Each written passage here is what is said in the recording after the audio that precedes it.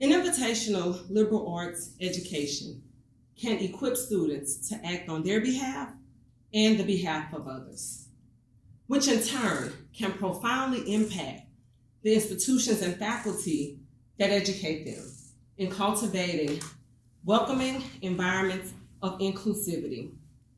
The liberal arts core curriculum can play a significant role in influencing students to respond to injustices in society by incorporating things into subject matters and teaching methods. Faculty empower students to become aware of injustices and to develop the skills and motivations necessary to effectively address them. Let's look at America's complicated history with race as a starting point for our time together, and how faculty have influenced students to respond to racial issues. Courses incorporating critical components can provide students with a comprehensive understanding of historical, political, social, economic, and cultural influences on race, and expose students to past injustices, such as slavery, civil rights struggles, and colonialism.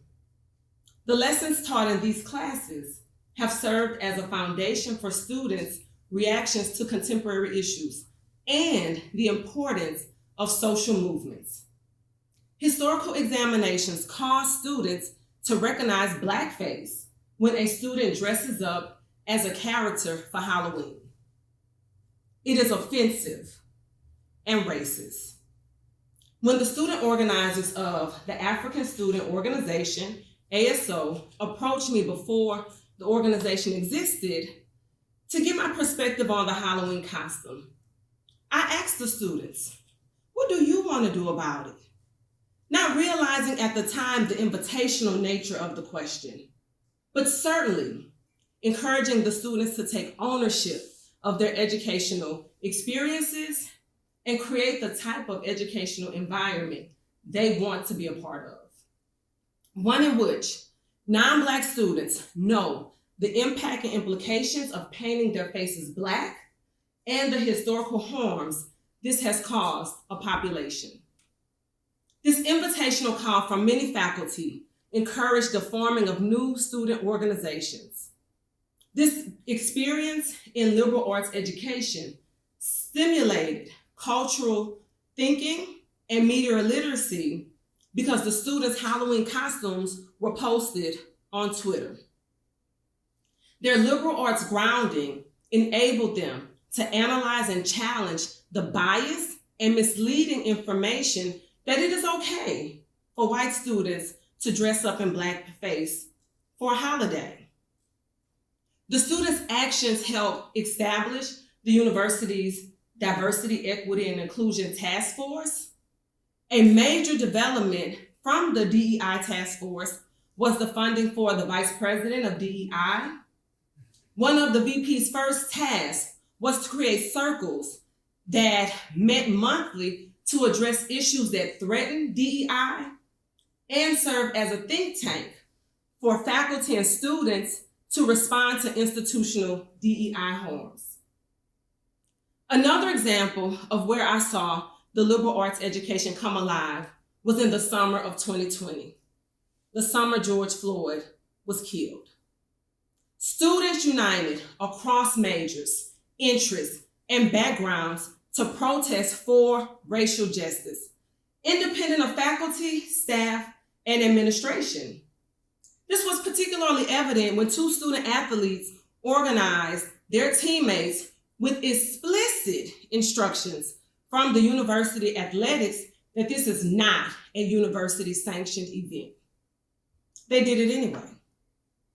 In the spirit of civil rights, workers' rights, and human rights organizing, they stood against decades of racial injustice and propelled their futures in the direction that was most meaningful to them and their peers. Likewise, actions like this cause students to challenge their core beliefs and exercise companionship. If we speak the language of companionship, hospitality, neighboring, side by side, listening, and accompaniment were our students' actions. They lived the language of companionship with a sincere desire for racial justice and equity. Many Black students are seeking truth and belonging at predominantly white institutions and Hispanic serving institutions through joining Black student organizations.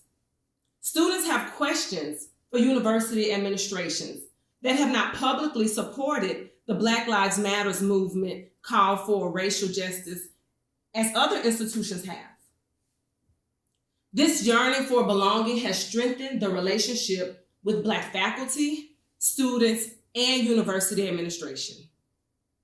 We advocate for students to use the tools available to them, like writing articles for the university newspaper and other media outlets.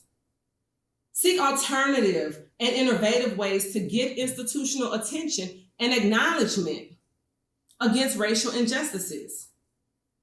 One way to gain support is from governing boards, bodies, or congregations to corporately take a stand supporting the Black Lives Matter movement against racial injustice. This work is still happening. This is not the only result of student organizing.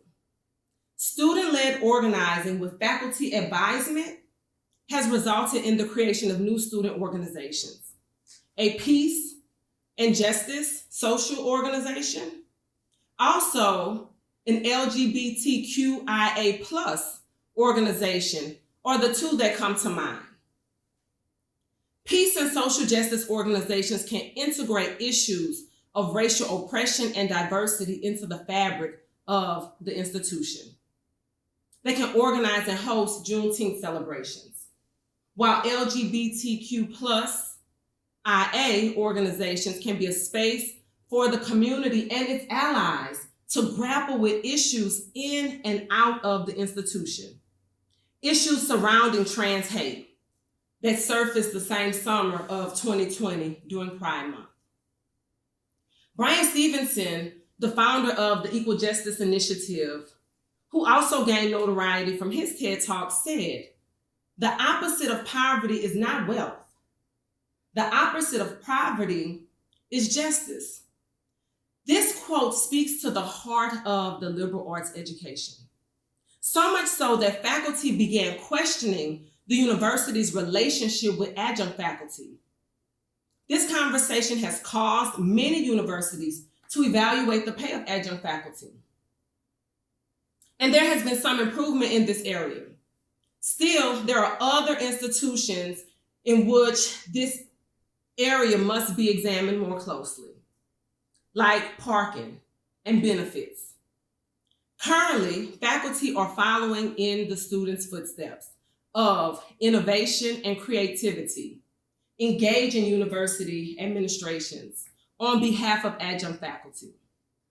It is common knowledge that most adjunct faculty work in multiple institutions to support themselves and their families. It is also common knowledge that these individuals do not get the much needed employee benefits. Therefore, they shoulder the burden of providing medical coverage, sometimes at the expense of themselves or their families. Adjunct faculty understand themselves as outsiders, not belonging to faculty as colleagues. Not because they don't want to, but because they have no permanency, no benefits, no mailbox, and few relationships with fellow tenured or tenure-track faculty. They not only feel ignored, they are ignored, even by those raising ethical issues for faculty. Yet, we can no longer ignore adjunct faculty. Even if human decency, moral alertness, and ethical reasoning do not get faculty attention, as it has at many institutions, their sheer numbers do. So how do tenure and tenure-track faculty neighbor, listen to, and accompany adjunct faculty as colleagues? We have to come clean about the ways in which we have totally ignored adjunct faculty. Come and Clean requires us to get to know adjunct faculty, lessening the gulf that exists between tenured faculty and adjunct faculty, and creating more ways of passage connecting them to us. Once we come clean, we can work creatively with university administration on ways to uphold the dignity and subsidiary for adjunct faculty.